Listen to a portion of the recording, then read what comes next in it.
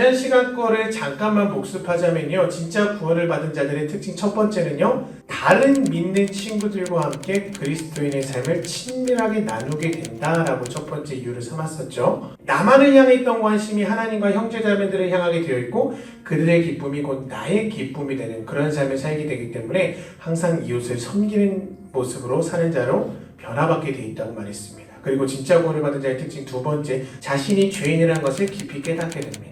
예수님을 처음 영접했을 때 죄사함을 받은 경험을 하기 때문에요. 구원받은 사람은요. 죄가 무엇인지 알고 있어요. 마음속에 죄가 시간이 지나면 지날수록 신앙생활을 제대로 하면 할수록 더욱 크게 인식됩니다. 그래서 이러한 죄에 대한 인식 때문에 언제나 어떻게 될까요? 기도의 자리로 스스로 찾아가게 되어 있다는 거예요. 이 죄에 대한 인식은요. 오직 예수님의 보혈로만 해결이 가능하기 때문에 예수님에게 목을 매는 신앙생활을 시작하게 됩니다. 그래서 예수님이 주신 능력과 힘으로만 그는 일상생활하는 것이 가능해져요. 예수님을 붙들지 않으면 어떻게 될까요? 그는 도무지 조급하고 불안해서 일상생활을 할 수가 없게 됩니다. 이게 진짜 구원을 받은 자들의 특징, 지난주에 배웠던 내용이에요. 그렇다면 이어서 한번 보겠습니다. 진짜 구원을 받은 자의 특징 세 번째는 무엇일까요? 세 번째, 그들은 마음을 다하여 하나님의 말씀에 순종하려고 하는 삶을 발버둥치는 삶을 살게 됩니다. 하나님의 말씀에 순종하는 것에 성공했느냐 실패했느냐는 중요하지 않아요. 대부분 실패할 거예요. 믿는 사람이라 할지라도. 그런데 실패함에도 불구하고요. 그 시도를 절대로 멈추지 않습니다. 이러한 시도, 하나님의 말씀에 순종하고자 하는 이런 발버둥은요. 태생적으로 우리가 가지고 태어났던 이 인간의 마음으로는 절대로 나올 수 없는 힘과 능력입니다. 자, 하나님의 말씀에 순종하고자 하는 의지와 이 발버둥은요. 이런 마음은요. 성령님께서만 주셔야 가능한 마음이에요. 자, 인간의 마음은요. 몇 번 시도해보고 실패하면 어떻게 될까요? 몇 번 실패해보면 포기해버려요. 그런데 성령님이 계속해서 주시는 이 발버둥치고자 하는 마음은요. 성령님께서 계속 내 마음 안에서 열정의 불을 계속 지피는 것과 같아요. 끊임없이 계속 지핍니다. 꺼지진 않아요. 도무지 꺼지지 않아요. 그래서 어쩔 수 없어요. 그 길을 가야만 합니다. 내가 이걸 무시하고는 절대로 이 세상에서 행복을 찾을 수가 없겠구나. 이런 예감 때문에 어쩔 수 없이 그 길을 가게 됩니다. 물론 그 길이 힘든 거 알아요. 누가 알아주지 않는 길이라는 것도 알아요. 다 합니다. 그런데 어떤 생산성 있는 것도 아니에요. 그럼에도 불구하고요. 절대로 포기하겠다는 생각이 들지 않아요. 내가 세상을 취할 수 있음에도 불구하고 그 세상을 다 포기해도요. 이것만큼은 내가 포기 못한다. 이렇게 결단하게 돼요. 이상합니다. 당연하게 나타나는 현상입니다. 신기한 게 아니에요. 진짜 구원을 받은 자들은요. 뭔가 하나님 앞에 내가 뭔가 보여드려야 되는데 합니다. 뭔가 내가 알고 있는 진리라면 더욱 특별하지 않을까? 성경에서 말하는 진리가 고작 나에게 해줄 수 있는 것이 고작 이것뿐일까? 더 심오한 것이 숨겨져 있지는 않을까? 이런 의구심이 그 사람을 끊임없이 괴롭히기 때문에 그 사람은 절대로 평범하게 신앙생활을 하지 못합니다. 그 사람은 예수에 미쳐 있습니다. 누가 못 말려요. 어쩔 수 없습니다. 성령님께서 지피는 불이라는 것이 우리 안에서 계속 있기 때문에 포기하지 못하는 거예요. 예수님에 대한 열정이 내 안에 있어서 이게 포기가 안 되는 걸 어떡합니까? 이게 인력으로 될 것 같습니까? 안 돼요. 하나님이 주시는 능력이 있기 때문에 가능한 겁니다. 지금의 나의 상황 속에서 하나님이 원하시는 뜻이 무엇인가? 그걸 찾는 것밖에 관심이 없어요. 그래서 하나님의 뜻을 결국 깨달았다? 한 번도 아니고 계속해서 나의 삶 속에서 그 뜻을 깨닫는 삶을 살아가고 있다? 그 사람은 더 이상 원하는 게 없습니다. 자신이 하나님의 뜻 안에 거하고 있다는 그런 마음이야말로 그 사람에게는 평안이요, 그 사람에게는 기쁨이기 때문이에요. 이것은 경험해본 자만이 알아요. 이 압도적인 평안과 이 압도적인 안정감, 하나님만 주실 수 있기 때문에 그 사람은 더 이상 눈에 보이는 세상에 연연하지 않게 됩니다. 왜요? 하나님이 내 옆에 계시는 게 느껴져요. 여러분, 느껴진다고요. 그런데 지금까지 내가 한 번도 이러한 것을 경험해 본 적이 없다? 그런 마음이 무엇인지도 지금 얘기를 듣고도 모르겠다? 그분은 다시금 내가 받은 구원을 확증해 봐야 합니다. 그리고 네 번째, 진짜 구원을 받은 자의 특징은요. 세상의 원리와 세상의 방식을 점점점 싫어하게 돼요. 제가 말씀을 하나 읽어볼게요. 베드로전서 4장 1절부터 4절 말씀인데 우리말 성경을 한번 읽어볼게요. 그리스도는 육신으로 고난을 받으셨습니다. 여러분도 같은 마음으로 무장하십시오. 육신으로 고난받은 사람은 이미 죄와 인연을 끊는 것입니다. 이제부터는 육신의 남은 때를 인간의 욕정대로 살지 말고 하나님의 뜻대로 살아야 합니다. 여러분은 지난 날에 이방 사람들이 하고 싶어하는 일을 하였으니 곧 방탕과 정욕과 술 취함과 환락과 연회와 무분별한 우상숭배에 빠져서 살았습니다. 하지만 그것은 지나간 때로 충분합니다. 그들은 여러분들이 자기들과 같이 그러한 지나친 방종에 빠지지 않는 것을 이상하게 여기면서 비방합니다. 세상 사람들과 우리 그리스도인의 가장 큰 차이점이 뭘까요? 똑같이 이 세상에서 살아가죠. 이 땅에서 살아가는 건 똑같아요. 똑같은 옷을 입고요. 똑같은 밥을 먹고요. 똑같은 교육을 받고 똑같이 한국에서 살아갑니다. 근데 뭐가 다를까요? 세상 사람들의 삶의 기준은요, 이 땅의 세상에만 한정되어 있습니다. 자, 세상 사람들, 안 믿는 사람들이 공부하는 이유, 안 믿는 사람들이 돈을 버는 이유, 안 믿는 사람들이 인맥을 넓히는 이유, 그 모두가 무엇을 목적으로 한다고요? 이 땅에서 열매를 맺어서 이 땅에서 누리기 위한 목적을 가지고 있다는 거예요. 여기서 벗어나질 않습니다. 그 무엇도요. 그런 면에서 우리 그리스도인들은요, 완전히 달라요. 우리는 이 세상은 어떤 곳이에요? 단순히 잠깐 거쳐서 가는 정류장 같은 곳이에요. 그것도 엄청나게 짧게 거쳐서 가는 것이죠. 왜냐? 우리가 앞으로 갈 곳은 영생이니까. 그래서 우리가 이 세상에서 살아가는 모든 가치 기준은 어디에 초점이 맞춰져 있을까요? 우리가 죽어서 가는 그 하늘에 초점이 맞춰져 있습니다. 우물한 개구리가 왜 우물한 개구리일까요? 그 개구리가 경험한 세상은 고작 우물이에요. 만약에 우물 안에 있는 개구리가 그 안에서 나와 본 적도 없음에도 불구하고 자신이 뭐든지 안다고 자랑하고 나는 세상에 통달했다, 나는 세상을 다 가졌다 이렇게 막 자랑한다고 생각해 보세요. 밖에서 그 개구리를 보는 우물 밖 개구리는 어떤 느낌이 들까요? 대단해 보일까요? 그 우물한 개구리가요? 천만에 얼마나 가소롭게 보일까요? 이 눈에 보이는 세상에 얼매여서 사는 세상 사람들이 바로 이 우물한 개구리와 같다는 거예요. 그들의 안목은요, 이 세상을 넘어설 수 없습니다. 굉장히 좁은 안목을 가지고 있어요. 그들이 추구하는 가치는요, 이 세상에 국한되어 있습니다. 그다지 하나님 입장에선 가치 있지 않아요. 이 세상을 얻기 위해서 매진하는 그들과 저 천국을 얻기 위해서 매진하는 우리들이 얼마나 삶의 방식에 있어서 차이가 날까요? 하나부터 열까지 다 다를 수밖에 없겠죠. 그리고 그들의 입장에서 우리들은요, 어떻게 보일까요? 세상 사람들, 우리 교회 사람들, 교회 다니는 사람들을 보고요, 굉장히 어리석은 사람이라고 볼 수밖에 없습니다. 왜요? 우리는 눈에 보이는 걸 추구하지 않거든요. 눈에 보이지 않는 하나님과의 관계를 추구하거든요. 이것은요, 세상 사람들이 결코 알 수도 없고 깨달을 수도 없는 영역이기 때문에 결코 그들은 우리를 이해하지 못합니다. 때려 죽어도 이해 못해요. 제가 목사가 되고요, 제 세상 친구들에게 가장 질문을 많이 드는 질문이 뭔지 아십니까? 너는 대체 무슨 재미로 세상을 살아가냐 이거였어요.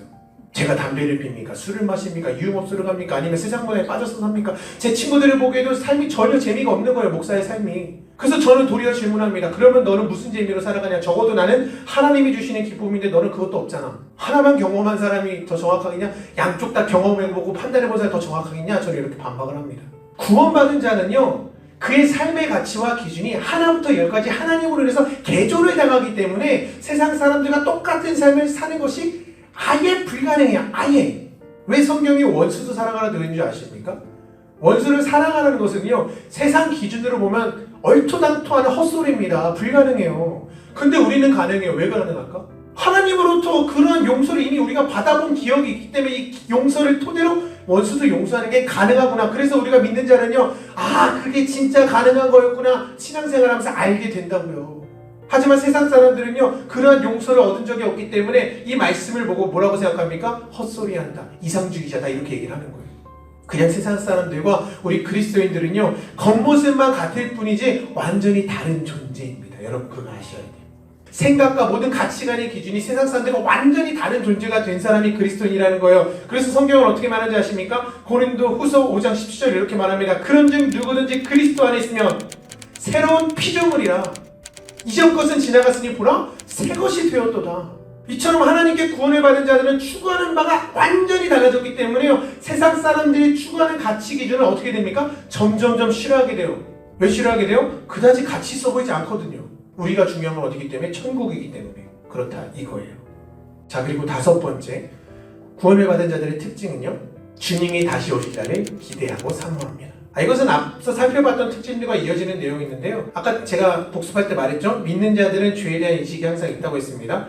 그래서 죄 많은 이 세상에서 사는 것이 오히려 괴롭고 힘들어져요, 믿는 사람들은요. 그래서 어서 빨리 완벽한 평안을 누릴 수 있는 어디를 사모하게 되는 거예요? 저 천국을 사모하게 되는 거예요. 그리고 믿는 자들이 가진 모든 가치 기준의 목표가 이 세상이 아닌 저 하늘에 있기 때문에 어서 빨리 그 하늘을 소유하고 싶잖아요. 그 하늘이 어떤 곳인지 아니까. 그래서 이 모든 것을 단번에 이루어질 예수님의 재림을 기다리게 되는 거예요.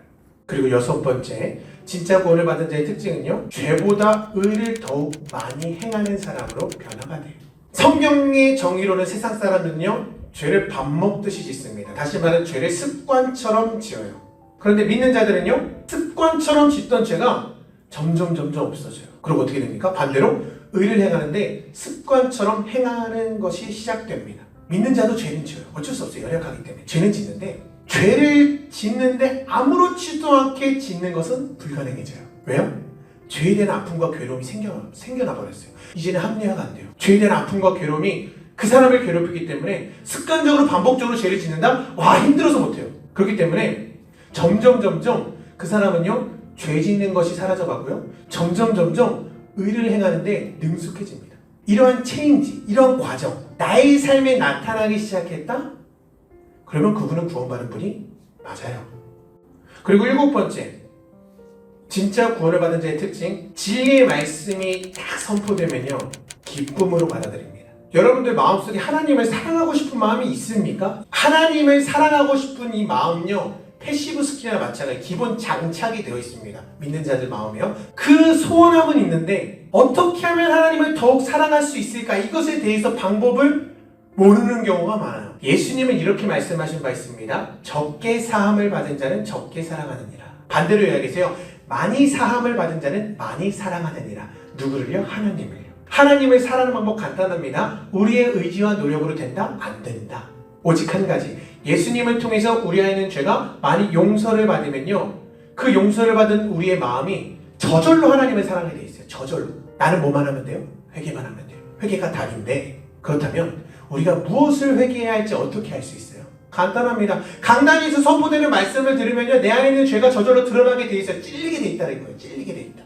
그 말씀을 듣고 마음에 찔림이 없다? 그러면 그 마음을 놓고 하나님 앞에 가가지고 무릎 꿇고, 하나님, 나 이 말씀을 들었더니 마음에 찔림이 왔는데 이거 해결해 주기 전까지 내가 일어서지 않겠습니다. 하나님, 이거 해결해 주세요. 예수님의 보혈을 정결하게 씻어주세요. 그런데 많은 분들이 이 간단한 걸 못해요. 왜요? 첫 번째, 말씀을 안 믿는다는 거고요. 두 번째, 기분이 나빠해요. 하나님 말씀을 부끄러움 없이 살 수 있는 사람이 세상에 존재할까요? 70억 인구 중에 한 명도 존재하지 않아요. 저 역시 하나님 말씀 앞에 항상 부끄럽습니다.